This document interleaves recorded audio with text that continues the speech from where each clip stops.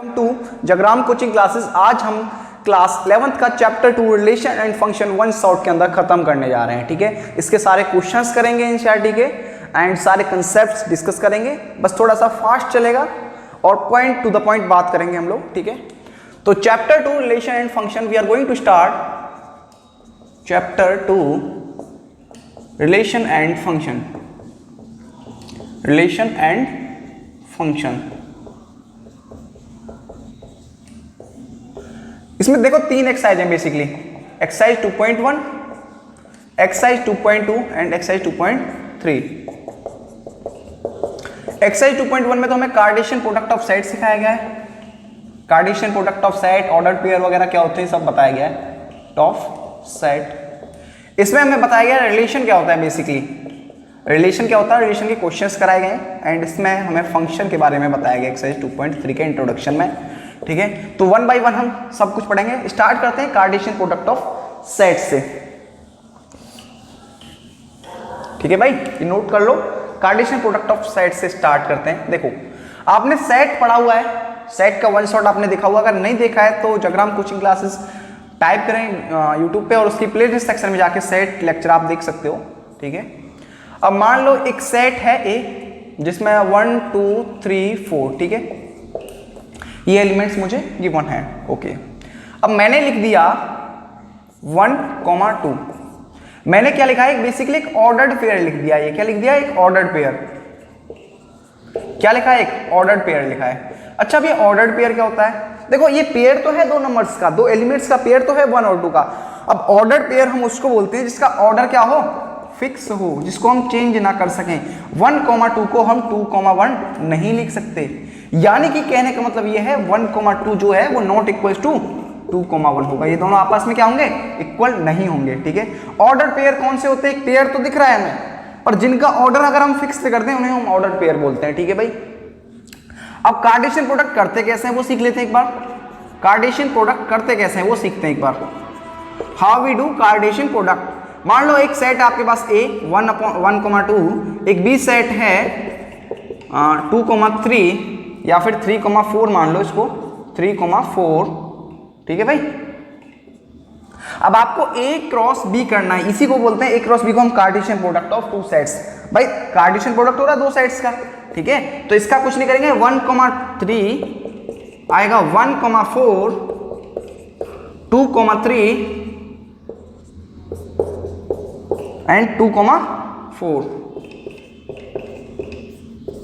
तो बेसिकली ये सभी क्या है, ये सभी ही हैं ऑर्डर्ड पेयर्स। ये सभी क्या है, ऑर्डर्ड पेयर्स, जिनका ऑर्डर क्या है, फिक्स हो चुका है। अब ऑल्दो हम ए क्रॉस बी को हम इनका ऑर्डर चेंज कर सकते हैं, 1, 4 को आगे लिख दें, इसको पीछे लिख दें। ठीक है, ऐसा लिख सकते हैं। अगर मान लो मैं ए क्रॉस बी को कुछ ऐसा लिख दूं, 1, 4 मैंने पहले लिख दिया, फिर 1, 3 लिख दिया एंड फिर 2, 3 लिख दिया, या फिर 2, 4 लिख दिया और फिर 2, 3 लिख दिया, तो मैं ऐसे लिख सकता हूं, कोई दिक्कत नहीं है, क्योंकि मैंने ऑर्डर्ड पेयर का जो ऑर्डर है वो चेंज नहीं किया है। देखो इनको आगे पीछे किया है बेशक, लेकिन ये जो ऑर्डर पेयर था ये 1, 2, इसका जो ऑर्डर पेयर है इसका ऑर्डर क्या है, फिक्स है। ऐसा नहीं कर सकता मैं 2 को पहले ले आऊं और 1 को बाद में कर दूं, ऐसे मैंने कोई भी नहीं किया। कहने का मतलब ये है जो ए क्रॉस बी है वो not equal to B cross A होगा, यानी बी क्रॉस ए और ए क्रॉस बी दोनों इक्वल नहीं होंगे। ये बात आपको क्या रखनी है, ध्यान रखनी है। अब जितना भी पढ़ा है इसको नोट कीजिए एक बार, फिर आगे बढ़ते हैं। कुछ इंपॉर्टेंट बात है वो भी पढ़ते हैं, जैसे कि हमें दिया हुआ है, हमें बात दी गई है आपके एनसीईआरटी बुक में पेज नंबर 31 पे दिया गया है एक पहला पॉइंट ऑर्डर पेयर के बारे में। 2 ऑर्डर पेयर्स, 2 ऑर्डर पेयर कब इक्वल होंगे। देखो मान लो पहला पॉइंट हमें बोला है, जैसे मान लो ए, बी एक ऑर्डर पेयर है और दूसरा है सी, डी, ये दोनों इक्वल कब होंगे भाई, जब इनके करस्पॉन्डिंग एलिमेंट इक्वल होंगे, यानी ए इक्वल टू सी हो जाता है और बी इक्वल टू डी हो जाता है, तो ये ऑर्डर पेयर क्या होंगे, इक्वल होंगे। अब ऐसे ही एक और पॉइंट दिया हुआ है आगे, इन्होंने दिया हुआ है अगर number of elements in A set अगर n है और number of elements in B set मान लो m है ना, तो number of elements in A cross B will be nm। ठीक है भाई, ये बात आपको याद रखनी है। अब थर्ड पॉइंट बोला है ए और बी क्या है, नॉन एम्प्टी सेट है, या तो ए या बी या तो ए इनफाइनाइट सेट है या बी इनफाइनाइट सेट है, एक ए सेट है एक बी सेट है। अगर इन दोनों से कोई सा भी एक इनफाइनाइट सेट है तो जो हमें मिलेगा ए क्रॉस बी जो मिलेगा, ये अगर मान लो इनफाइनाइट है और वो इनफाइनाइट नहीं, वो फाइनाइट सेट है, तो जो ए क्रॉस बी होगा वो भी क्या होगा, इनफाइनाइट ही होगा, वो भी क्या होगा, इनफाइनाइट ही होगा। अगर देखो दोनों ही इनफाइनाइट है तो ऑब्वियसली इनफाइनाइट होने ही वाला है, बट अगर इनमें से एक भी इनफाइनाइट है तो भी ए क्रॉस बी हमें क्या मिलेगा, इनफाइनाइट ही मिलेगा। मान लो बी क्या है, एक और पॉइंट बन सकता है यहाँ पे, बी क्या है, एक नल सेट है ना, और फिर ए क्रॉस बी करना है तो ए क्रॉस बी क्या मिलेगा, हमें नल सेट ही मिलेगा, फाई ही मिलेगा। तो ये बात तो आपको क्या रखनी है, याद रखनी है। तो आई होप इतना सब कुछ आपको समझ में आ गया होगा, इसको नोट कीजिए। फिर एक्सरसाइज के सॉल्यूशंस की तरफ हम बढ़ते हैं, कुछ क्वेश्चंस आपको कराते हैं। जैसे कि क्वेश्चन ले लेते हैं, हम एग्जांपल 1 से स्टार्ट कर लेते हैं, नोट कीजिए इसको भाई।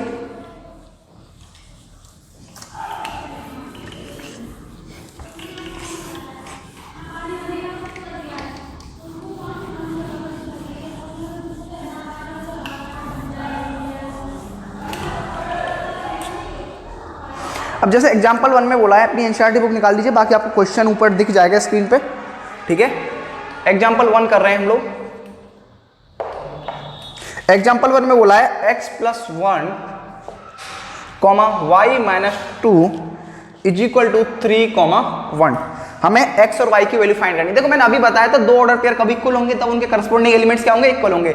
यानी कि x + 1 = 3 हो जाता है तो ये इक्वल माना जाएगा, और y - 2 = 1। तो यानी यहां से अगर हम x की वैल्यू निकालते हैं तो क्या आएगी, x की वैल्यू आ जाएगी 2 और y की वैल्यू आ जाएगी 3, ठीक है भाई। अब एग्जांपल 2 की बात करते हैं। यहाँ पे बोला एक पी सेट गिवन है, क्यू सेट गिवन है, हमें पी क्रॉस क्यू और क्यू क्रॉस पी निकालना है। एग्जांपल 2 की बात कर रहे हैं। पी बराबर कितना गिवन है, ए, बी, सी गिवन है हम लोगों को, और क्यू बराबर एक आर सेट गिवन है, ठीक है भाई। हमें पी क्रॉस क्यू निकालना है। पहले तो पी क्रॉस क्यू क्या होगा भाई, देखो पी क्रॉस क्यू होगा A R, B R and C R, ठीक है भाई। ये हो गया पी क्रॉस क्यू। अब मैंने बोला था जैसे कि P cross Q A cross B जो है बी क्रॉस ए के इक्वल नहीं होगा, सिमिलरली पी क्रॉस क्यू जो है पी क्रॉस बी के इक्वल नहीं आएगा। देखो कैसे, इसमें देख लेते हैं क्वेश्चन में। P cross Q cross P करना है, यानी आर कॉमा ए आएगा। देखो ऑर्डर पेयर जो है इनका बदल गया, अब ये क्या आएगा, आर कॉमा बी आएगा और ये आर कॉमा सी आएगा। सी कॉमा आर था, ये आर कॉमा सी आया। देखो तीन दोनों अलग आए हैं, तो जो पी क्रॉस क्यू है मैं लिख सकता हूँ not equals to Q cross P होगा, बस ये हमें पूछा नहीं गया है वैसे, ठीक है। अब एग्जाम्पल 3 की बात करते हैं। एग्जाम्पल 3 की बात करते हैं। एग्जाम्पल 3 में हमें गिवन है a बराबर 1 2 3 गिवन है, एंड b बराबर 3 4 गिवन है, एंड c बराबर 4 5 6 गिवन है। c बराबर 4 5 6 गिवन है हम लोगों को, ठीक है। तो हमें फर्स्ट फाइंड करना है a cross b intersection c, ठीक है भाई। a cross b intersection c। अब a cross b intersection c find करना है हमें, ठीक है। तो b और इंटरसेक्शन c, b और c में भाई कॉमन क्या है, 3 4 5 6, यानी 4 कॉमन है ना। तो b intersection c will be, देखो b अगर इंटरसेक्शन c करती हो आप तो क्या आएगा, 4 आ जाएगा। यानी a क्या है 1 2 3, तो 1 2 3 क्रॉस 4 कर देना है आपको। तो यानी ये क्या आ जाएगा 1 4 2 4 और 3 4, ठीक है भाई। अभी हमने a cross b intersection c कर लिया है। बाकी क्वेश्चन भी कुछ इस तरीके के ही हैं, आपको वो भी करना है, ठीक है भाई। बाकी क्वेश्चन भी इस तरीके के हैं। एग्जांपल 3 हमने कर लिया। एग्जांपल 4 भी है, कार्टेशियन प्रोडक्ट का ही है, p क्रॉस p, यानी p बराबर 1 2 गिवन है, 1 2 क्रॉस 1 2 क्रॉस 1 2 आपको कर देना है, ठीक है भाई। कार्टेशियन प्रोडक्ट करना है। अब एग्जांपल 6 एक अच्छा क्वेश्चन है, उस पे आते हैं। एग्जांपल नंबर 6 पे आते हैं। 6 में क्या बोला है, a cross b equal to, a cross b equal to क्या बोला है हमें, p q p r m q and m r, ठीक है भाई। ऐसा हमें बोला गया है, हमें a और b फाइंड करना है। देखो a क्रॉस b क्या है हमें, तो जो p है वो बिलोंग करेगा a से, है ना, p a से ही बिलोंग करेगा, और जो m है वो भी m a से ही बिलोंग करेगा। और सिमिलरली जो q है वो बिलोंग करेगा b को, और जो r है जो R है वो भी क्या करेगा, बिलोंग करेगा B को।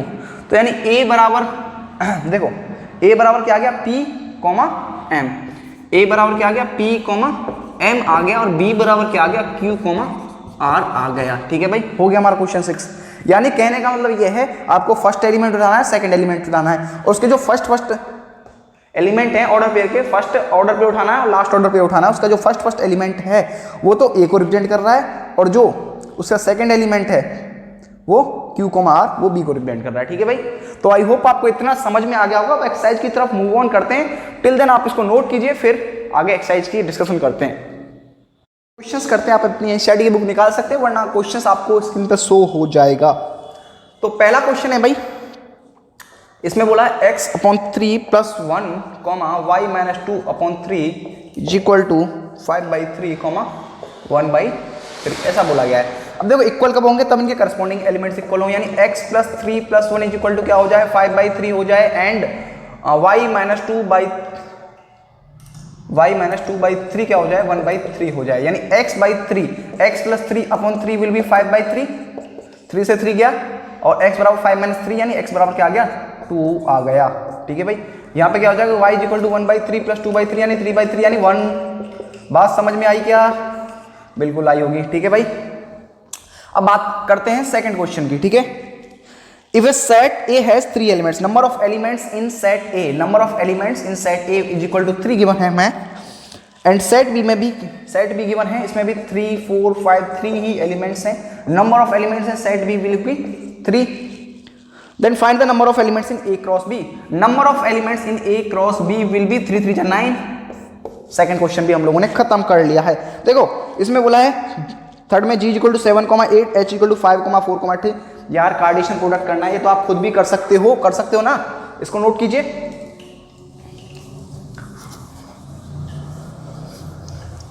थर्ड वाला आपको खुद करना है, चलो मैं बता ही देता हूँ। ठीक है, फिर आप बोलोगे सर ने बताया नहीं।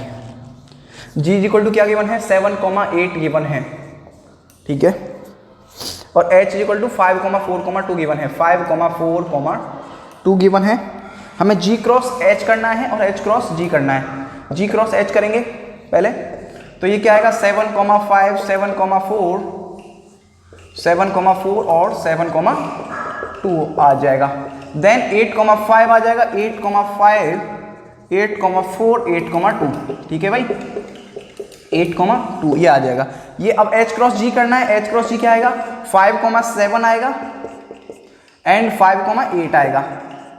ठीक है, फिर क्या आएगा, 4, 7 आएगा, एंड 4, 8 आएगा, एंड फिर 2 का करेंगे, 2, 7 आएगा और 2, 8 आ जाएगा। तो ये H क्रॉस G और G क्रॉस H हम लोगों ने कर दिया है। फिर फोर्थ क्वेश्चन पे आते हैं। भाई फोर्थ में बोला है ट्रू और फॉल्स आपको बताना है। अगर फॉल्स है तो उसको आपको करेक्ट करके लिखना है। P = M, N गिवन है, P = M, N गिवन है, and Q = N, N given है, N गिवन है। आपको P क्रॉस Q निकालना है। P क्रॉस Q हमें कुछ गिवन है, तो P क्रॉस Q पहले हम खुद ही निकालते हैं। क्या आएगा, P क्रॉस Q आएगा हमारा MN and MM and N आएगा, फिर N आएगा, एंड फिर M आएगा वापस से। ठीक है भाई, अब यहाँ पे हमें P क्रॉस Q क्या गिवन है, यहाँ पे हमें गिवन है M,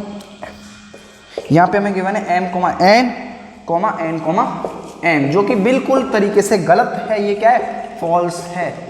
आना क्या चाहिए, एक्चुअली करेक्ट क्या है, ये है। ठीक है भाई, तो ये आपको फर्स्ट पार्ट था, ये आपने कर लिया होगा। ठीक है भाई, अब नेक्स्ट आगे बढ़ते हैं। थोड़ा सा फास्ट डिस्कशन इसलिए चल रहा है क्योंकि 1 शॉट रिवीजन वीडियो है, यहाँ पे जल्दी जल्दी ही क्वेश्चन कराए जाएंगे आपको। अगर आपको फास्ट ज़्यादा लग रहा है तो आप YouTube के एल्गोरिथम जानते ही हो, आप उसको स्लो भी कर सकते हो। वीडियो को 0.75x पे भी आप चला सकते हो। ठीक है, अब इसका सेकंड पार्ट करते हैं। सेकंड पार्ट में बोला if A and B are non empty set then A cross B। अरे यार ऑब्वियस है, अभी तो पढ़ा था। देखो A और B दो सेट हैं, अगर इनमें से कोई भी एक नॉन एम्प्टी सेट है तो जो A क्रॉस B है, यानी एक नॉन एम्प्टी सेट यानी कोई भी वैल्यू नहीं उसमें। ठीक है, तो A क्रॉस B क्या आएगा, वो भी तो नॉन एम्प्टी सेट आएगा, नॉन एम्प्टी सेट ही तो आएगा वो भी। ठीक है, तो ये क्या हो गया, ट्रू हो गया, बिल्कुल ट्रू है। अब आते हैं इसी में थर्ड पार्ट में। थर्ड पार्ट में क्या बोला है, इफ A = इतना एंड B = इतना, ए इज इक्वल टू कितना गिवन है भाई 1,2 गिवन है, B is equal to 3,4 given है। ठीक है, अब हमें क्या निकालना है, ए क्रॉस बी इंटरसेक्शन 5, ऐसा ही बोला है ना, इज इक्वल टू 5। अच्छा ये देखना है ट्रू है कि नहीं है। अब ए क्रॉस बी करते हैं आप, पर बी इंटरसेक्शन 5 निकालते हैं पहले। बी इंटरसेक्शन 5 करेंगे तो यार ऑब्वियस है 5 ही आएगा भाई। बी और 5 में क्या मिलेगा, कुछ नहीं मिलेगा, नल सेट में 5 आएगा ना। बी इंटरसेक्शन 5 किया तो क्या आया, 5 आया। अब ए इन क्रॉस ये 5 करना है, ए क्रॉस 5 करोगे तो यार ऑब्वियस है 5 ही आएगा, ये भी क्या है ट्रू ही है। ठीक है भाई, अब 6 में क्या करना है, 6 में क्या करना है, इफ ए क्रॉस बी इतना, चलो 6 वाला करते हैं।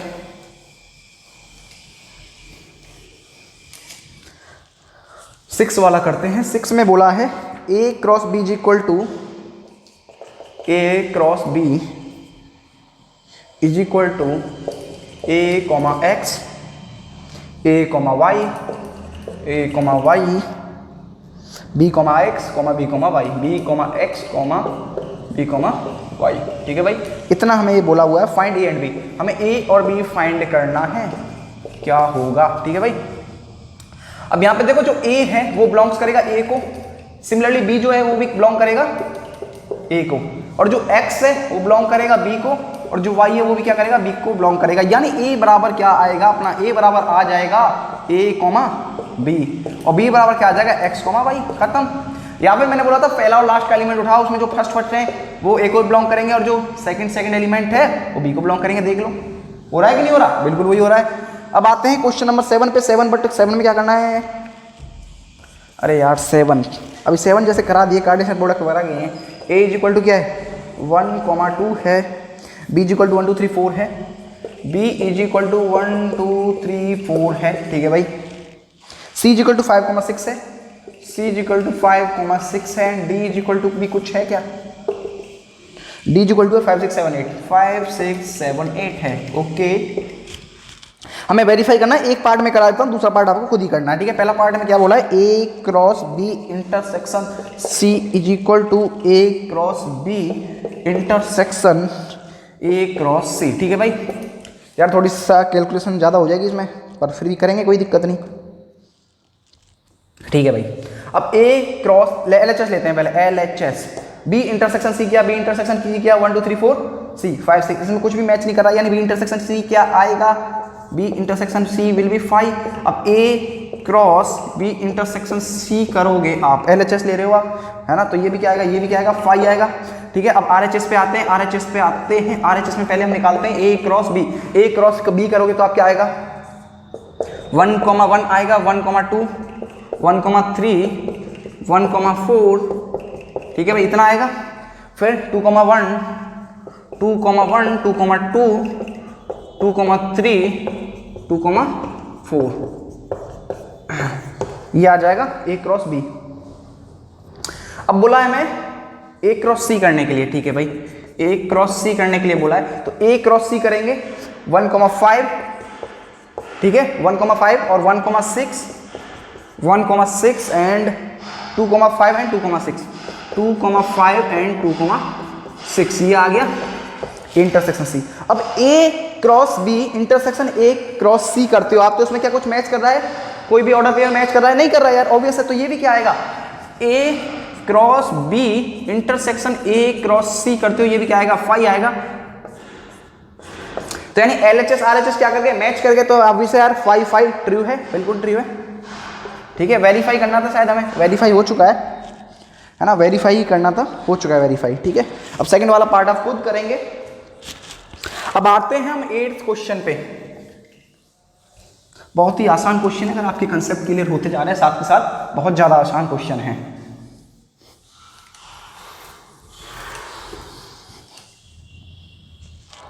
अब 8th क्वेश्चन करते हैं। 8th में बोला है let A equal to 1,2 B equal to 3,4 right A cross B, how many subset will A cross B have. Okay, 8th में बोला है ना ए इक्वल टू 1,2 है, ओके, बी इक्वल टू क्या है 3,4 है। अगर ए क्रॉस बी निकालना है हमें, ए क्रॉस बी निकालते हैं पहले। ए क्रॉस बी क्या आएगा 1 3 1 4 2 3 2 4। ठीक है भाई, ए क्रॉस बी हमने निकाल दिया।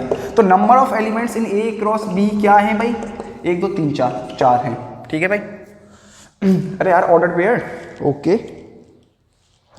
अब इसने बोला है हाउ मेनी सबसेट, सबसेट कितने होंगे भाई, सबसेट होंगे 2 की पावर 4, ठीक है। सबसेट टोटल कितने होंगे 2 की पावर 4, पहले भी पढ़ चुके हैं यार ए क्रॉस बी में, है ना।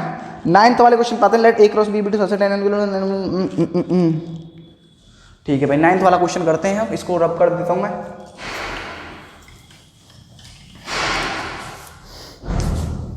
नाइन्थ वाले में क्या बोला, 9th वाले में बोला A cross B to such to set such that number of elements in A, number of elements in A कितना है 3 है, number of elements in B कितना है वो भी क्या है 2 है, ठीक है भाई। अब हमें बोला फाइंड ए एंड बी,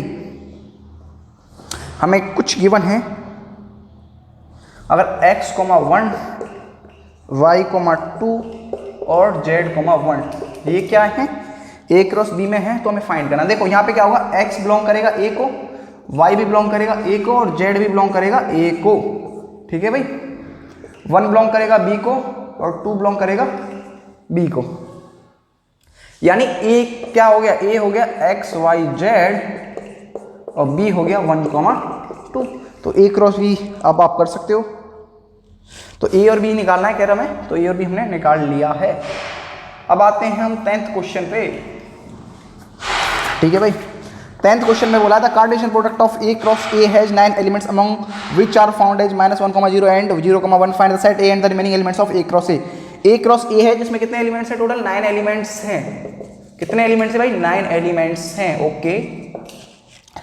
कुछ उसमें से हमें गिवन है -1, 0 हमें एक गिवन है एंड 0, 1 गिवन है। देखो ध्यान देना, ए क्रॉस ए हो रहा है, समझ रहे हो। तो जो -1 है वो बिलोंग करेगा ए को, जो 0 है वो भी बिलोंग करेगा ए को। अब मान लो ये 0 और 1 था, जो सेकंड वाले हैं ये बी को बिलोंग करने थे, लेकिन ए क्रॉस ए किया है तो यानी कि ये वाला 1 जो है वो भी बिलोंग करेगा ए को। बात समझ में आ रही है। तो यानी ए बराबर क्या हो गया, -1, 0, 1 हो गया, और दूसरा भी ए अगर एक बार हम ऐसे ही लिख लें तो ए क्रॉस ए हम कर पाएंगे अच्छे से। तो ए क्रॉस ए करते हैं हम, क्या आएगा भाई, -1, -1, ठीक है, -1, 0, ठीक है, फिर -1, -1, -1, -1, 0, -1, 1, ठीक है। फिर क्या आएगा 0, -1, 0, 0 और 0,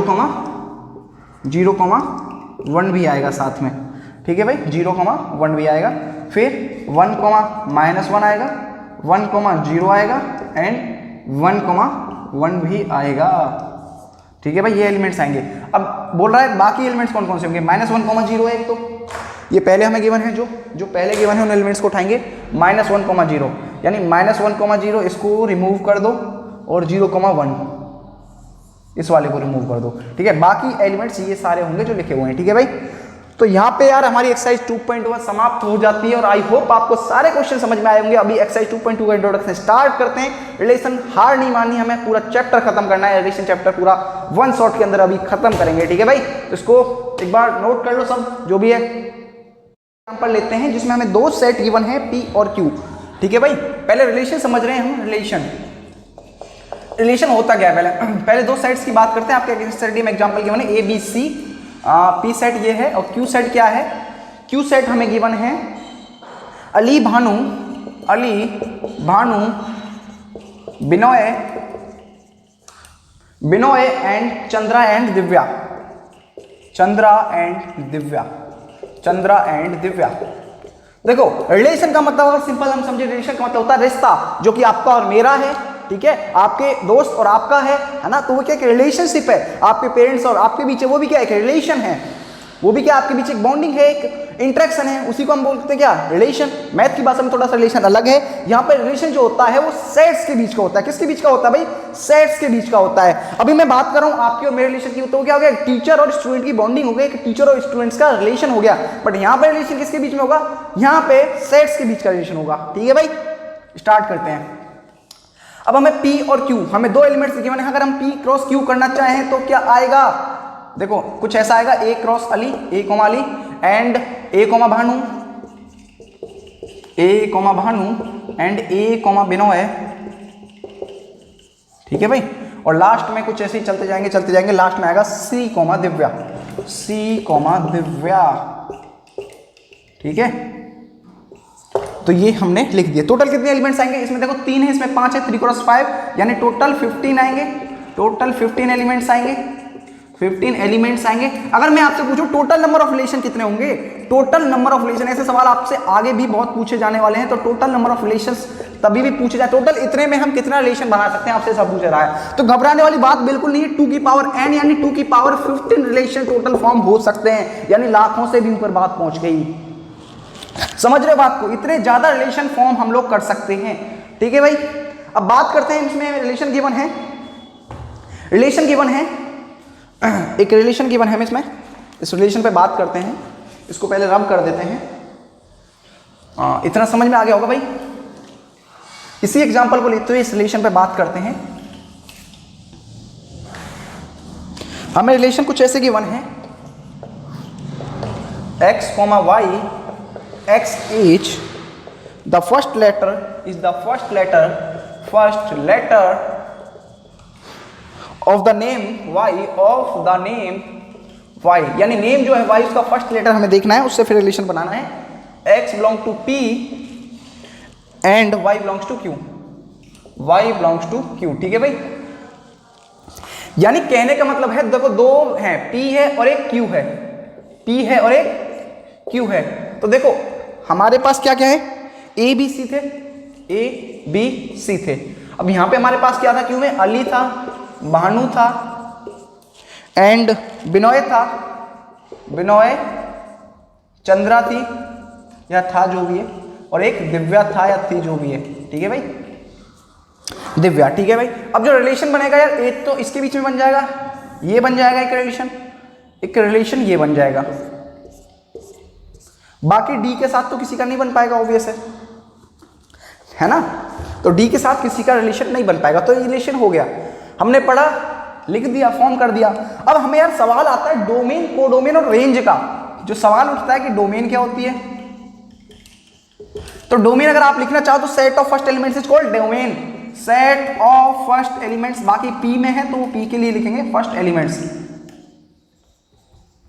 अब रेंज लिखना है हमें, रेंज लिखना है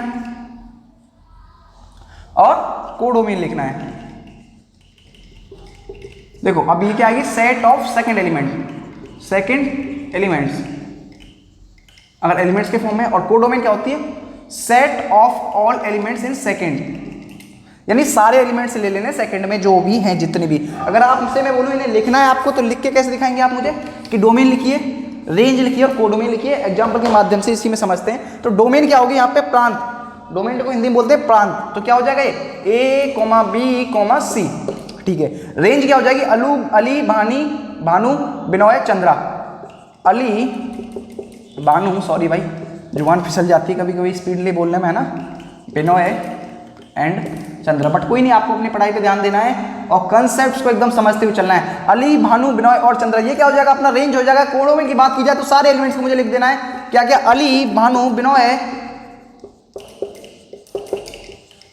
चंद्रा और दिव्या। ठीक है भाई, अब सारे एलिमेंट्स को लिख दिया, ये क्या हो गया, कोडोमेन फॉर्म हो गया। बाकी इसके क्वेश्चंस करेंगे हम अब। बाकी अगर एग्जांपल देखना चाहिए तो एग्जांपल में ऐसा कुछ भी नहीं है, है ना। अब एक्सरसाइज 2.2 पे आते हैं सीधे से। टिल देन स्टूडेंट्स इसको आप नोट कीजिए और फिर एक्सरसाइज 2.2 पे आगे बढ़ते हैं। मान लीजिए एक्सरसाइज 2.2 के क्वेश्चंस अब हम प्रैक्टिस करने जा रहे हैं। वैसे क्वेश्चन आपको स्क्रीन पर भी दिख जाएगा, बाकी आप अपनी एनसीईआरटी की बुक भी निकाल सकते हैं। तो पहला क्वेश्चन है जिसमें हमें एक सेट गिवन है, a इज इक्वल टू 1 2 3। पहला क्वेश्चन है a is equal to 1 2 3 up to 14। तो हमें एक सेट गिवन है 14 तक, ठीक है। और रिलेशन कुछ इस तरीके से डिफाइंड है, r is equal to x, y is such that 3x minus y is equal to 0 where x y belongs to a। ये क्या है, हमें गिवन है, यानी रिलेशन कुछ इस तरीके का है। अगर मैं इसको लिखना चाहूं तो ऐसे लिख सकता हूं, x y is such that 3x is equal to y where x y belongs to a। और जो रिलेशन है वो a से a में डिफाइंड है। क्वेश्चन में ऐसा बोला हुआ है रिलेशन जो है ए से ए में डिफाइंड है, हमें डोमेन निकालना है, कोडोमेन निकालना है और इसका रेंज निकालना है। तो पहले इस रिलेशन को हम रोस्टर फॉर्म में लिख लेते हैं। अगर हम मान लीजिए सपोज कीजिए x की जगह 1 रखते हैं, अगर x की जगह हम 1 रखते हैं तो y बराबर क्या मिलेगा 3, x बराबर का 2 पुट किया तो y बराबर क्या मिलेगा 3 2 जा 6, अगर x बराबर 3 पुट किया तो y बराबर 9, ऑब्वियस है भाई। अगर x बराबर हमने 4 पुट किया तो y बराबर 12, अगर x बराबर हम 5 पुट करते हैं तो y बराबर हमें 15 मिलेगा। लेकिन हमारे सेट में जो है हम 14 तक ही ले सकते हैं, तो यानी ये वाला क्या हो जाएगा कैंसल आउट हो जाएगा, हम केवल यहां तक ही ले सकते हैं। इसको हमें रिमूव करना पड़ेगा, इसको क्या करना पड़ेगा रिमूव, क्योंकि इसको हम नहीं ले सकते हैं। ओके, अब इसमें बोला है हमें डोमेन लिखना है, कोडोमेन लिखना है और रेंज लिखना है। तो डोमेन क्या होता है set of first elements, codomain जितने भी सारे एलिमेंट्स है सब आ जाएंगे उसमें, ठीक है, और range set of second elements, यानी डोमेन होगा 1 2 3 4, 1 2 3 4। कोडोमेन क्या होगा, कोडोमेन हम पूरा सेट ए होगा, दैट इज 1 2 3 से लेके 14 तक, ठीक है। रेंज क्या होगा, रेंज होगी 3 6 9 12, 3 6 9 12। तो आई होप स्टूडेंट्स आपको ये क्वेश्चन समझ में आ गया होगा। बस इसमें डोमेन, कोडोमेन और रेंज हमें निकालने के लिए बोला था। अब आते हैं सेकंड क्वेश्चन पे। सेकंड क्वेश्चन में बोला है define a relation R on the set of natural number. Relation हमें कुछ इस प्रकार का गिवन है, R is equal to x comma y it's such that y is equal to x plus 5। x is a natural number less than 4। अच्छा, जो x है वो लेस देन क्या है 4 है, और बाकी x कोमा y जो है दोनों ही बिलोंग्स टू नेचुरल नंबर है, ठीक है। यही बोला है। रोस्टर फॉर्म में हमें रिलेशनशिप लिखनी है और डोमेन है उसकी रेंज फाइंड करनी है। यानी कि अगर हम x को, रिलेशन कुछ प्रकार है कि अगर हम x को 1 लेते हैं तो y क्या आएगा हमारा, y क्या आएगा 1 + 5। देखो कहने का मतलब है उसने बोल दिया x इज लेस देन 4, यानी x 4 से छोटा है, यानी x की हम केवल 3 वैल्यू ले सकते हैं। कौन कौन सी, 1 2 और 3, इसके अलावा हम कोई और वैल्यू नहीं ले सकते हैं। तो 1 ले लिया हमने, x बराबर 2 लेते हैं तो क्या आएगा 7 आएगा। अगर x बराबर मैं 3 लेता हूं तो y बराबर क्या आएगा 8 आएगा। तो ये हमारा रिलेशन बनके तैयार हो गया है रोस्टर फॉर्म में। यही क्या है, रोस्टर फॉर्म है, ठीक है भाई। अब इसमें हमें बोला है डोमेन निकालने के लिए और रेंज निकालने के लिए। तो डोमेन यार आपको पता है सेट ऑफ फर्स्ट एलिमेंट्स, ठीक है। तो डोमेन क्या होगी 1 2 3, और रेंज बोला है निकालने के लिए, तो रेंज क्या होगी 5 7 8। हो गया, जस्ट सिंपल, ठीक है। अब इसको नोट कीजिए, फिर थर्ड क्वेश्चन से हम मूव ऑन करते हैं। नोट कीजिए, कर लिया होगा ये सब।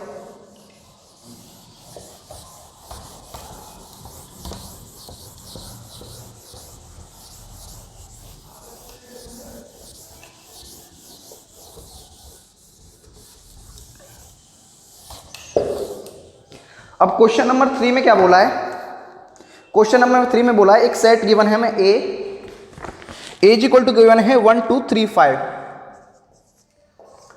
1 2 3 5, and B is equal to given है हमें 4 6 9। Define a relation from A to B. एक ए से बी में रिलेशन है, ए से बी में रिलेशन है। एक रिलेशन कुछ इस प्रकार है, x, y is such that the difference between x and y, the difference between x and y is odd। भाई पहले समझते हैं डिफरेंस का मतलब क्या है। डिफरेंस का मतलब होता है अगर हम बड़े नंबर में से छोटा नंबर घटाएं, यहाँ पे क्या बोल रहा है, अगर बड़े नंबर में से छोटा नंबर घटाएं हम तो वो क्या आ रहा है, एक ऑड नंबर आ रहा है, ठीक है। वो क्या आ रहा है, एक ऑड नंबर आ रहा है। यानी अगर मैं इस रिलेशन को लिखना चाहूं तो मैं कुछ इस प्रकार लिख पाऊंगा। 1 में 1 और 4 का रिलेशन बन सकता है, क्योंकि 4 में से अगर 1 घटाएंगे तो 3 आएगा, जो कि एक ऑड नंबर है। 1 6 का बन सकता है क्या, यस बिल्कुल 1 6 का भी बन सकता है, ओके। एंड 1 9 का बन सकता है क्या, नहीं। 1 9 का नहीं बन पाएगा क्योंकि 9 माइनस 1 करेंगे 8 जो कि ऑड नंबर नहीं है। फिर आते हैं 2 4 का बन पाएगा नहीं, 2 6 का नहीं, 2 9 का बन जाएगा, यस 2 9 का बन जाएगा। फिर देखते हैं 3 4 का, 3 4 का भी बन जाएगा। देन 3 4 के बाद 3 6 का, यस 3 6 का भी बन जाएगा, 3 6 का भी बन जाएगा। और 3 9 का बट लेकिन नहीं बन पाएगा क्योंकि 9 माइनस 3 करेंगे 6 आएगा जो कि एक इवन नंबर है। फिर देखते हैं 5 4 का बन जाएगा क्या, 5 4, यस 5 4 का बन जाएगा। 5 6 का बन जाएगा क्या, यस 5 6 का भी बन जाएगा। 5 9 का अगेन नहीं बन पाएगा तो ये हमारा रिलेशन बनके तैयार हो गया है। देखो 4 minus 1 3, 6 minus 1 5, 9 minus 2 7, 4 minus 3 1, 6 minus 3 again 3, 4 minus 5 करो या 5 माइनस 4 करेंगे ऑब्वियसली 1, तो 6 माइनस 5 1। तो यानी हमें सारी जगह ऑड नंबर ही मिल रहे हैं, हमारा रिलेशन बिल्कुल बनके ढंग से तैयार हो गया। अभी क्वेश्चन में बोला है write relation in roster form, बस इतना ही बोला है। अब क्वेश्चन नंबर 4 पे आते हैं। क्वेश्चन नंबर 4 में हमें दो फिगर दिए हुए हैं, पी से क्यू में एक रिलेशन दिया हुआ है, ये पी है और ये क्यू है। 5 6 7 5 6 7 3 4 5 3 4 5 कुछ इस प्रकार से रिलेशन है। इसको हमें सेट बिल्डर फॉर्म में लिखना है, सेट बिल्डर फॉर्म में लिखना है। तो देखो इसमें रिलेशन कैसा है, relation is such that x, y is such that, relation में x, जो y है such that y is equal to x minus 2। देखो इन दोनों के बीच का डिफरेंस देखो कितना आ रहा है, 2 ही आ रहा है। तो y is equal to x minus 2 करोगे आप, ये मिल जाएगा आपको, ठीक है। Where x belong to p and y belongs to q, ठीक है। तो ये हमारा रिलेशन हो गया सेट बिल्डर फॉर्म में तैयार, ठीक है। इसका पहला पार्ट हमने कर लिया है। सेकंड पार्ट में क्या बोला है भाई, सेकंड पार्ट में बोला है रोस्टर फॉर्म में लिखने के लिए इसको, ठीक है। सेट बिल्डर फॉर्म में आपने लिख लिया, अब इसको रोस्टर फॉर्म में लिखना है और इसकी डोमेन और रेंज आपको बतानी है। तो देखो क्या है, रोस्टर फॉर्म में कैसे लिखोगे, 5 3 6 4 6 4 और 7 5, ठीक है। रोस्टर फॉर्म में भी लिख दिया। अब डोमेन और रेंज बतानी है। क्वेश्चन में बोला है डोमेन और रेंज और बताने के लिए, रोस्टर फॉर्म में लिखने के बाद डोमेन और रेंज बतानी है, इसी का पार्ट है वो। तो domain set of first elements होता है, range set of second elements होता है, ठीक है। तो डोमेन क्या हो जाएगा, 5 6 7 क्या हो जाएगा भाई, 5 6 7 और रेंज क्या हो जाएगा 3 4 5। तो आई होप स्टूडेंट्स आपको ये सब समझ में आ गया। अगर समझ में आया तो इसको एक बार नोट कर लीजिए, फिर आगे बढ़ते हैं। Let A is equal to 1 2 3 4 6। Question number 5 में बोला है लेट ए, एक सेट गिवन है 1 2 3 4 6। देखो यहाँ पे 5 गिवन नहीं, कई बार बच्चे जल्दी जल्दी में गलती कर देते हैं, 5 को भी इन्वॉल्व कर लेते हैं, ठीक है भाई।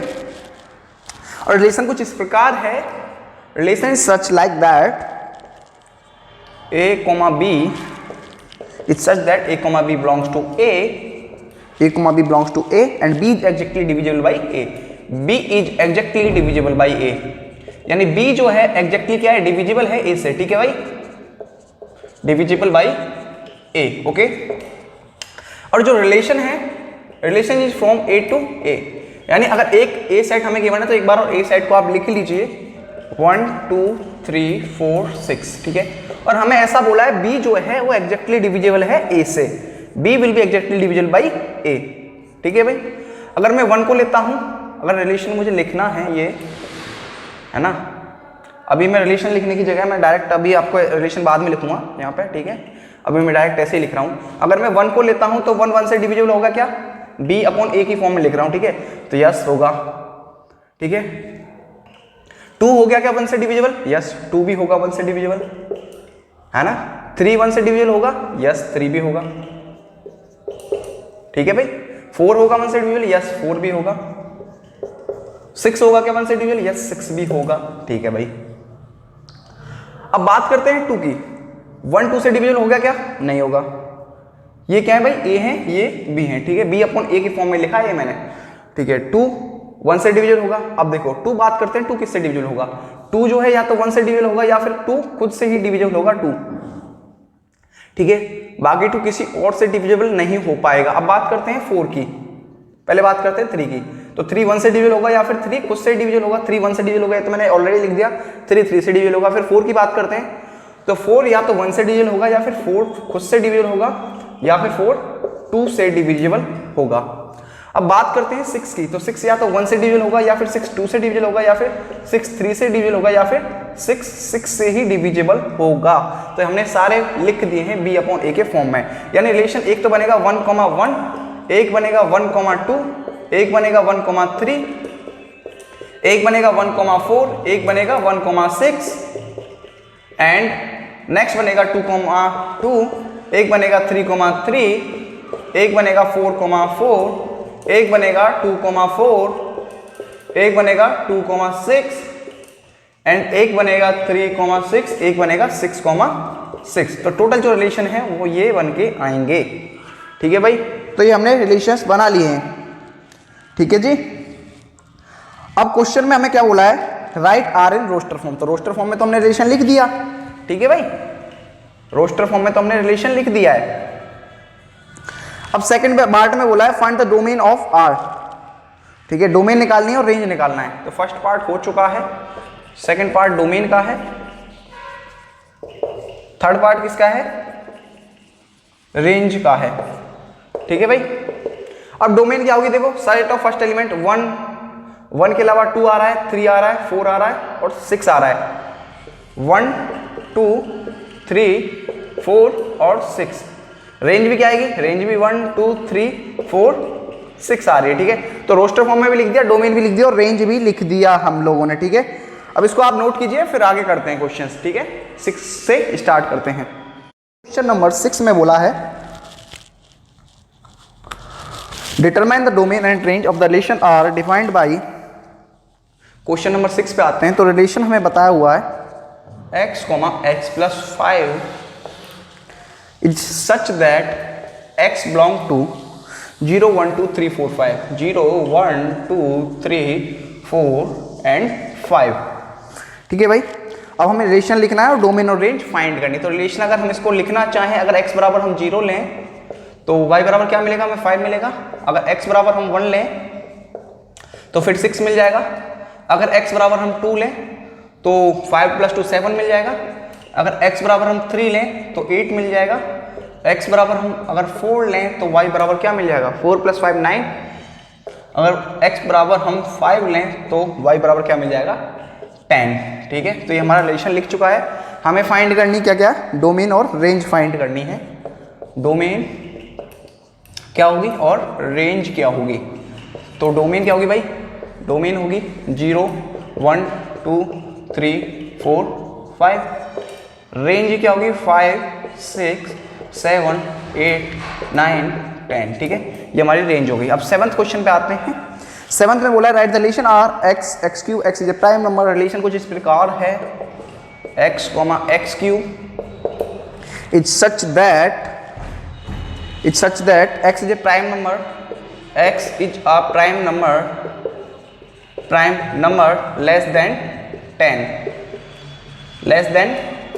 10। So what will be the prime number less than 10? They will be x belong to 2 3 5 and 7। Yes, यही होंगे केवल 10 से छोटे प्राइम नंबर, केवल यही होंगे, ठीक है। अब इसने बोला है रिलेशन x, x3। अगर रिलेशन आप लिखना चाहो तो कुछ इस प्रकार लिखा होगा। अगर x बराबर 2 लेते हो तो ये 2 का क्यूब यानी 8। फिर x बराबर अगर आप 3 लेते हो तो 3 का क्यूब यानी 27। अगर x बराबर आप 5 लेते हो, 5 का क्यूब यानी 125। अगर x बराबर आप 7 लेते हो तो 7 का क्यूब क्या आता है, 343 आता है। क्या आता है भाई, 343 आता है। तो हमने रिलेशन फॉर्म कर दिया, ठीक है भाई। इसमें बोला है बस रोस्टर फॉर्म में लिखने के लिए बोला है, हमने लिख दिया रोस्टर फॉर्म में। बस इतना ही हम लोगों को करना है। क्वेश्चन नंबर 8 पे आते हैं। 8th क्वेश्चन में क्या बोला है, एक रिलेशन है, एक सेट है XYZ, ठीक है, एंड बी सेट है 1, 2। अब हमें पूछ रहा है find the number of relation from A to B। देखो number of elements in A is equal to 3 number of elements in B is equal to 2. Number of elements in A cross B will be 3 to the 6. So total number of relation will be 2 की power n. Total number of relation from A to B, relation from A to B will be 2 की power 6. So ये question भी हम लोगों ने कर लिया. ये फॉर्मूला कहाँ पढ़ा था हमने? ये फॉर्मूला पढ़ा था हमने अभी इसके एक्सरसाइज के इंट्रोडक्शन में. ठीक है भाई. अब 9th क्वेश्चन बोल रहा है, लास्ट क्वेश्चन है 9th क्वेश्चन. रिलेशन है इंटीजर्स का r is equal to a comma b is such that a comma b belongs to z and a minus b is integer. a minus b is an integer. इस question को एक बार try कीजिए फिर मैं बताता हूँ. ठीक है भाई. पहली चीज तो रिलेशन किसके बीच का है? इंटीजर के बीच का है. ठीक है. तो अगर इसको रिलेशन को मैं लिखना चाहूंगा तो क्या आएंगे मेरे पास? इनफाइनाइट ऑर्डर पेयर आएंगे. इनफाइनाइट ऑर्डर्ड पेयर आएंगे. आएंगे कि नहीं आएंगे भाई? बिल्कुल आएंगे. ठीक है. तो इनको मैं डिफाइन तो कर नहीं सकता यार, इंटीजर्स बहुत सारे हैं, है ना. तो ऑर्डर पेयर भी इनफाइनाइट हो जाएंगे तो मैं लिख नहीं पाऊंगा. अगर डोमेन की बात करूं तो डोमेन में इंटीजर में से इंटीजर घटाएंगे तो यार ऑब्वियसली इंटीजर ही मिलेगा, ई माइनस भी करेंगे. ठीक है. अब इंटीजर मिलेगा तो वो इंटीजर कितने होंगे यार? वो भी इनफाइनाइट हो जाएंगे. तो वो भी किस पे बिलोंग करेगा? ऑल जेड में. और रेंज भी क्या हो जाएगी? ऑल जेड हो जाएगी इसकी. तो स्टूडेंट्स हमने सारे क्वेश्चन 1 बाय 1 डिस्कस कर लिए. आई होप आपको सारे क्वेश्चन समझ आए होंगे. अगर किसी क्वेश्चन में डाउट है तो आप कमेंट भी कर सकते हो, वरना वीडियो को एक बार दोबारा से देखिए, हर क्वेश्चन आपको समझ में आ जाएगा. क्वेश्चन को पढ़िए, देन उसका सॉल्यूशन देखिए, तभी फायदेमंद रहेगा, अदरवाइज फायदेमंद नहीं रहेगा. तो स्टूडेंट इसको नोट कीजिए, फिर आगे बढ़ते हैं. फंक्शन के ऊपर. फंक्शन आखिर होता क्या है? देखो फंक्शन के ऊपर बात कर रहे हैं तो फंक्शन जो है एक स्पेशल तरीके का रिलेशन ही होता है. अगर मुझे फंक्शन पे बात करनी तो इससे लिख सकता हूं मैं, relation R from set A to set B is called function if each element of set A is uniquely associated with some elements of set B,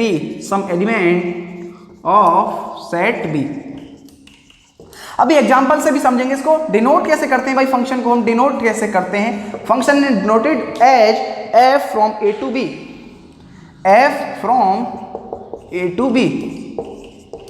भाई सेट ए को क्या बोलते हैं हम? है ना. सेट ए को क्या बोलते हैं? सेट ए को बोलते हैं हम डोमेन. सेट ए को क्या बोलते हैं? डोमेन. और सेट बी को क्या बोलते हैं हम? कोडोमेन. उसके सारे एलिमेंट्स को कोडोमेन बोलते हैं. एंड अगर उसके पर्टिकुलर एलिमेंट्स जिनसे सेट ए लिंक है, यानी जुड़ा हुआ है उन सेट बी के एलिमेंट्स को, सेट बी के एलिमेंट्स जिनसे सेट ए लिख सकते हैं यहाँ पे आप, जिनसे सेट ए ने रिलेशन बनाया हुआ है, सेट ए ने रिलेशन बनाया हुआ है.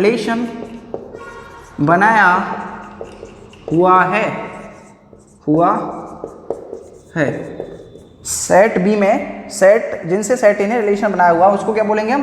रेंज बोलेंगे. ठीक है भाई. अब इतनी सारी चीजें आपको क्लियर हो गई होंगी. अब देखो फंक्शन की डेफिनेशन में लिखा है relation R from set A to set B. यानी अगर मैं एक सेट ए लेता हूं और एक सेट बी लेता हूं, ये क्या है? सेट ए, ये सेट बी, और कुछ रिश्ता है इनके बीच में. फंक्शन इज इस तरीके से कुछ रिश्ता है. यहाँ पे x1 x2 x3 x4 x5. यहाँ पे मान लो y1 y2 y3 y4 y5. अब देखो x1 y1 से रिलेटेड x2 ऐसे मान लो कोई भी किसी से लिंक है. अब इनके बीच में क्या है? एक रिश्ता है. हर एक एलिमेंट सेट ए का सेट बी से यूनिकली एसोसिएटेड है. यानी ऐसा नहीं कि x1 जो है वो y2 से भी रिलेटेड है, अटैच है, और y1 से भी नहीं. ऐसा नहीं हो सकता है. अगर ऐसी कंडीशन होती है तो मैं इसको क्या बोलूंगा? मैं इसको फंक्शन कह पाऊंगा. ये क्या कहलाएगा? एक फंक्शन कहलाएगा, और मैं इसको एक फंक्शन बोल पाऊंगा. हर एक एलिमेंट सेट ए का सेट बी से यूनिकली एसोसिएट होना चाहिए, तभी वो फंक्शन कहलाएगा. तो इसी बात पे इसको आप नोट कीजिए, और मैं आपको कुछ क्वेश्चन देता हूं जहां पे आपको पहचानना है कि कौन सा फंक्शन होगा और कौन सा फंक्शन नहीं होगा, ताकि आपकी ढेर सारी प्रैक्टिस हो जाएगी. फिर फंक्शंस हम पढ़ेंगे, some types of basic functions कितने होते हैं, सिग्नम फंक्शन वगैरह सब पढ़ेंगे. ठीक है. तो इसको नोट कीजिए. क्वेश्चन में बताना है कौन सा फंक्शन होगा और कौन सा फंक्शन नहीं होगा। बताइए इस क्वेश्चन में ये फंक्शन होगा क्या? यस, ये भी एक फंक्शन होगा। ये एक फंक्शन होगा क्या? यस, ये भी एक फंक्शन होगा। बट आपके मन में इसमें सवाल उठ रहा होगा सर यहाँ पे खाली रह गया एलिमेंट। भाई अगर बी सेट में अगर कोई एलिमेंट खाली रह जाता है कोई दिक्कत नहीं, इधर साइड खाली नहीं रहना चाहिए। इधर खाली रह जाए कोई दिक्कत नहीं, हम उसको फंक्शन बोलेंगे, बट इधर खाली रह जाएगा तो उसे फंक्शन नहीं बोला जाएगा। ठीक है भाई, अब यहां पे बात करते हैं x1 y1 से रिलेटेड है, x1 2 y2 से इमेज है, x3 y2, x4 y2, x5 y2। क्या ये एक फंक्शन होगा? यस, ये भी एक फंक्शन होगा। इधर खाली रह जाए कोई दिक्कत नहीं है, इधर खाली नहीं रहना चाहिए। अब इसमें बात करते हैं x1 की इमेज y1, x2 की इमेज y2, x2 की इमेज y3 भी, x3 की इमेज कुछ है ही नहीं, x4 की इमेज। देखो पहली चीज तो यहाँ पे दो गलती हैं, एक तो x3 की इमेज नहीं बन रही है ना, इधर ये खाली रह गया, और दूसरी गलती क्या है, x2 दो इमेज बना रहा है, यानी x2 y2 में भी इमेज बना रहा है और y3 में भी। कहने का मतलब ये यार ऐसा थोड़ी ना होगा तुम 11वीं में भी पढ़ लो और 12वीं में भी पढ़ लो एक साथ ही, या तो तुम 11वीं में होगा या फिर 12वीं में होगे। ऐसा तो नहीं हो सकता कि तुम 12वीं में भी हो और 11वीं में भी हो, नहीं हो सकता ना। तो ये एक फंक्शन नहीं होगा, बाकी सारे फंक्शन होंगे। ठीक है, तो स्टूडेंट इसको नोट कर लीजिए। हम some basic types of function पे बात करते हैं, फिर आगे डिस्कस करते हैं फंक्शंस के ऊपर, उनके ग्राफ्स के ऊपर। Some functions and their graph, some functions and their graphs, functions and their graphs. देखो जो ये वन शॉट है ये आपके एनसीईआरटी के अकॉर्डिंग ही है। ठीक है भाई, इसमें सारी इंपॉर्टेंट चीजें मैं डिस्कस कर रहा हूं। पहले बात करते हैं भाई आइडेंटिटी फंक्शन से। किससे भाई? आइडेंटिटी फंक्शन से। आइडेंटिटी फंक्शन, अरे यार कहने का मतलब ये अगर सेट ए है, ये सेट बी है, यहाँ पे 1 2 3 है, यहाँ पे भी 1 2 3 है। अगर 1 1 से रिलेटेड है, 2 2 से रिलेटेड है, 3 3 से रिलेटेड है, तो ये क्या कहलाएगा? आइडेंटिटी फंक्शन कहलाएगा। बात समझ में आ रही है? अगर यानी कि कहने का मतलब ये f of x is equal to क्या है? y, यानी y is equal to x हो जाता है, तो ये क्या कहलाएगा? आइडेंटिटी फंक्शन कहलाएगा। अगर इसके ग्राफ की बात करें तो कुछ ऐसा होगा भाई, y is equal to x का लाइन कैसी होती है? y is equal to x की लाइन कैसे होती है ये आप बचपन से पढ़ते आ रहे हो। अगर नहीं पता है तो आप पॉइंट रख रख के भी देख सकते हो। ये कुछ ऐसी आएगी, यहां से इंटरसेक्ट करती हुई जाएगी। ये किसकी लाइन है? ये y is equal to x की लाइन है। तो ये आइडेंटिटी फंक्शन क्या होता है? Basically y is equal to अगर x आ जाए तो उसको हम आइडेंटिटी फंक्शन बोलेंगे। अब सेकंड बात करते हैं कांस्टेंट फंक्शन के ऊपर। कांस्टेंट फंक्शन के ऊपर, कांस्टेंट फंक्शन क्या होता है? यानी कि अगर मैं यहाँ पे कोई भी वैल्यू ले लूँ, सेट में 1 2 3 और इधर सेट b है और इसमें मान लो 10 है, तो 1 भी 10 से कनेक्ट हो, 2 भी 3 भी, यानी कोई सी भी वैल्यू इधर से लो उसका एक ही कांस्टेंट वैल्यू फिक्स आ रही है। बात समझ में आ रही है? उसकी एक ही कांस्टेंट वैल्यू फिक्स आ रही है। अगर इसमें आइडेंटिटी फंक्शन में हम डोमेन की बात करते हैं तो यार ऑब्वियस है डोमेन ऑल रियल नंबर हो जाएगी और रेंज भी ऑल रियल नंबर हो जाएगी। कोई सी भी हो सकती है, कोई सा भी ले सकते हैं। अब इसमें भी डोमेन क्या होगा? All real number. रेंज भी क्या होगी? All real number. ठीक है, यानी कि कहने का मतलब ये है y इज इक्वल टू कुछ कांस्टेंट आ जाए। अब कांस्टेंट की वैल्यू कुछ भी हो सकती है, 10 की जरूरत नहीं है, 5 भी आ जाए, कुछ भी हो सकता है ना। तो y is equal to c आ जाए तो उसको हम क्या बोलते हैं? कांस्टेंट बोलते हैं। अगर इसके ग्राफ की बात करें, कांस्टेंट के ग्राफ की बात करें, ये x एक्सिस होगी, y एक्सिस होगी अपनी जो भी है ना। अब इसका y is equal to c का अगर आपको ग्राफ बनाना है तो कुछ ऐसा बनेगा। ये किसका ग्राफ है? y is equal to c का ग्राफ है। तो कांस्टेंट फंक्शन कौन सा होता है? जिसमें y is equal to c आए, identity function y is equal to x आए। तो आई होप स्टूडेंट्स आपको ये सब समझ में आ गया है। आगे अपना मॉड्यूलस फंक्शन, सिग्मा फंक्शन देखते हैं, इसको नोट कीजिए तब तक। फंक्शन के ऊपर, किसके ऊपर भाई? मॉड्यूलस फंक्शन के ऊपर बात करते हैं।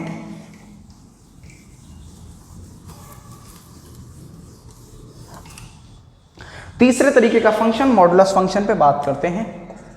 मॉड्यूलस फंक्शन, मॉडुलस के साइन को कैसे रिप्रेजेंट करते हैं आप सभी को बचपन से पता है।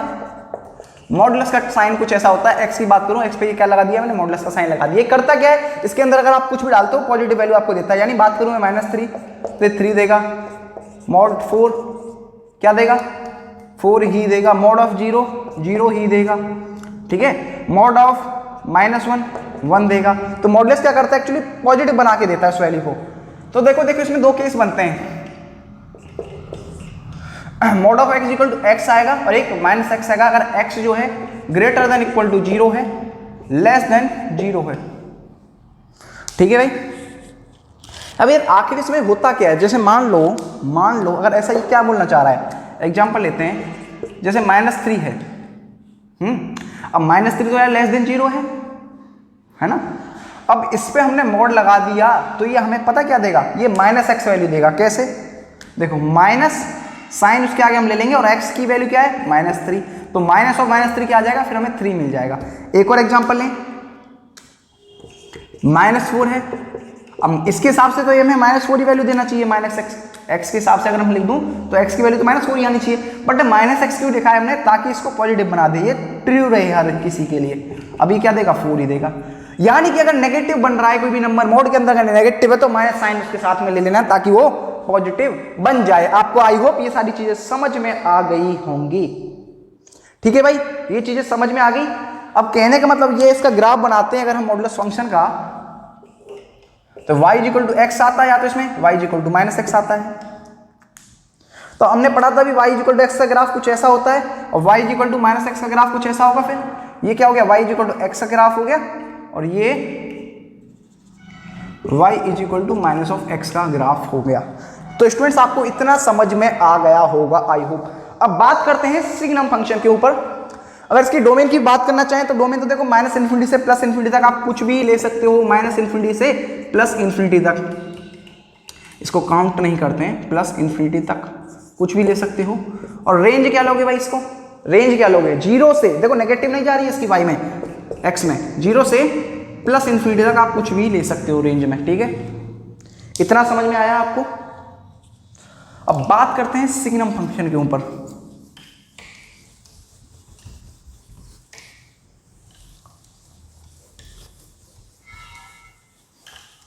बात करते हैं सिग्नम फंक्शन के ऊपर। सिग्नम फंक्शन क्या होते हैं भाई, सिग्नम फंक्शन मान लीजिए एक फंक्शन है r2r, ठीक है भाई, एक फंक्शन है उसका रिलेशन r2r है, तो f of x is equal to, इसमें 3 वैल्यू आती है, 1 0 -1। 1 कब आएगी, जब x इज ग्रेटर देन 0 होगा, जब x इज ग्रेटर देन 0 होगा, ठीक है, और जब x इज इक्वल टू 0 होगा तो 0, x इज लेस देन 0 तो -1। यानी कहने का मतलब है इसकी रेंज में 3 ही वैल्यू हैं। डोमेन तो ऑल रियल नंबर हो सकती है। एग्जांपल के लिए मैं बात करता हूं, एग्जांपल से आपको बेहतर समझ में आएगा।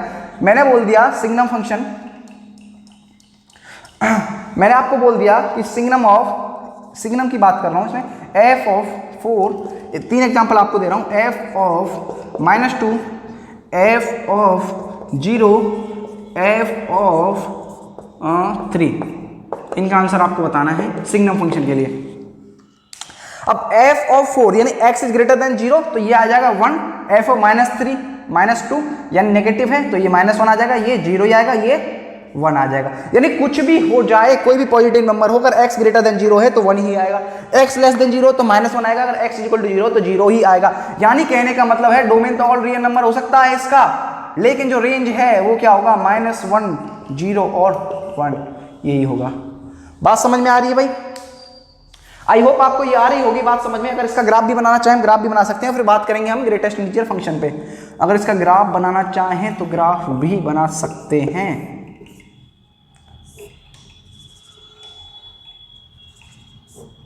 ये क्या हो गया 1, ये -1 और ये 0, ठीक है, कुछ इस तरीके का इसका ग्राफ बनता है, तो इसको आप एक बार नोट कीजिए।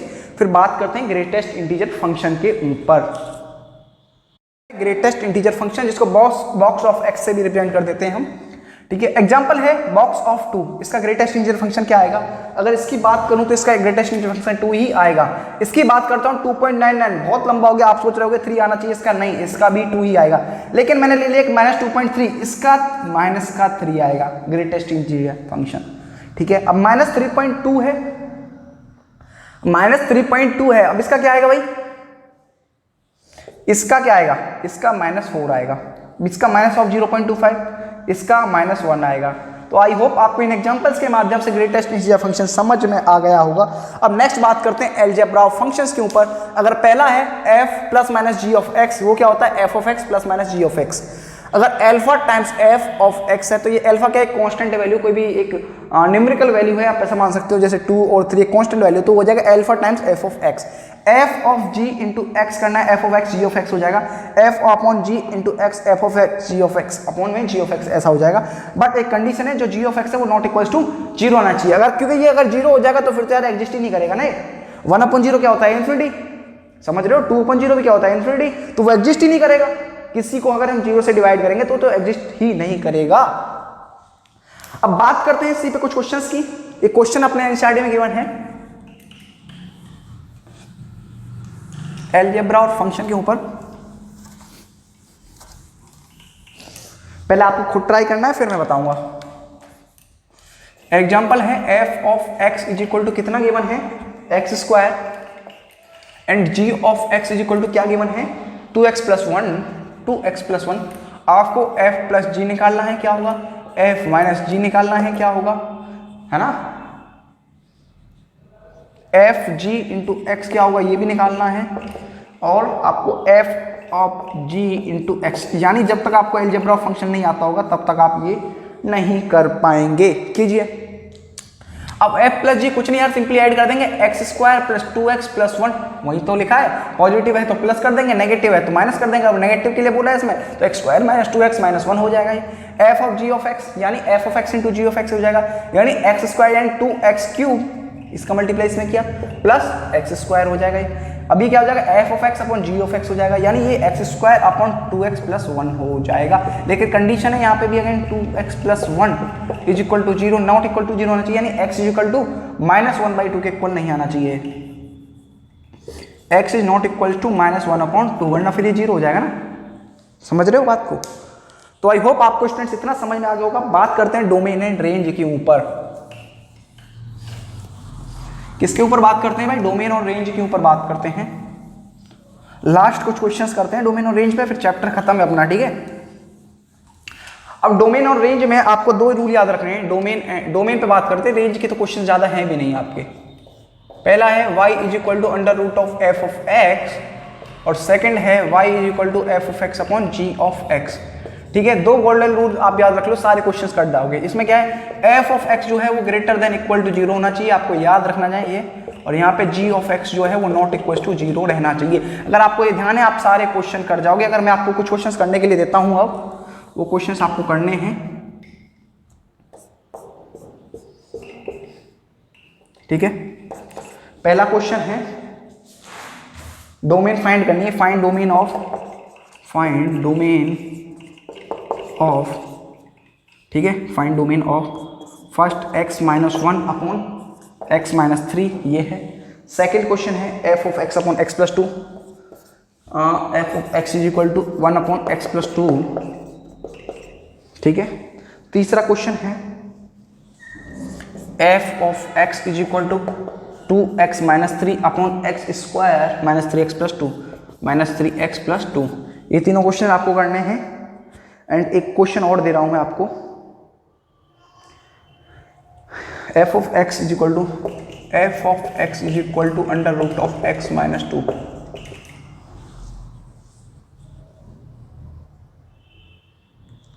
ठीक है भाई, क्वेश्चंस को करो।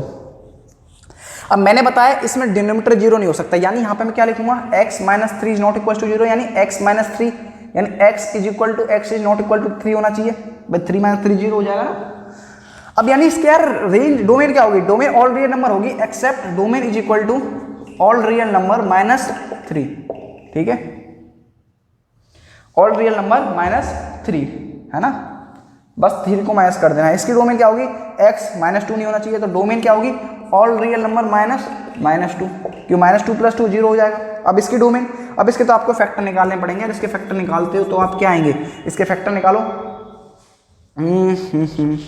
इसके फैक्टर आएंगे x माइनस 1 x माइनस 2। इसको आप ऐसे लिख सकते हो x minus 1 into x minus 2, तो यानी x 1 के इक्वल नहीं होनी चाहिए और 2 के इक्वल नहीं होनी चाहिए, यानी डोमेन ऑल रियल नंबर आएगी एक्सेप्ट माइनस 1 और कॉमा 2। ठीक है भाई। अब यहाँ पे जो x माइनस 2 है वो ग्रेटर देन इक्वल टू 0 होना चाहिए, यानी x जो ग्रेटर देन इक्वल टू 2 होनी चाहिए, यानी डोमेन क्या आएगी इसकी, 2 को तो इन्वॉल्व कर सकते हो आप, 2 से इन्फिनिटी तक आएगी इसकी डोमेन। बात समझ में आ रही है? तो इसी तरीके के क्वेश्चन डोमेन और रेंज पे बनते हैं। दोनों गोल्डन रूल को आप याद रखो। ये क्या है, डोमेन गोल्डन रूल्स। आपके इंस्टीट्यूट के हिसाब से वैसे 3 रूल होते हैं टोटल, ऐसे एक लॉग का भी होता है, तो लॉग वाले क्वेश्चन तो आपके यहाँ अभी आए ही नहीं है ना, है ही नहीं, तो वो तो आपको IIT JEE वाले सिलेबस में मिलेंगे। तो आपका चैप्टर हो चुका है खत्म, आपको डोमेन निकालना सिखा दिया है, दोनों रूल्स को याद रखिए, ठीक है।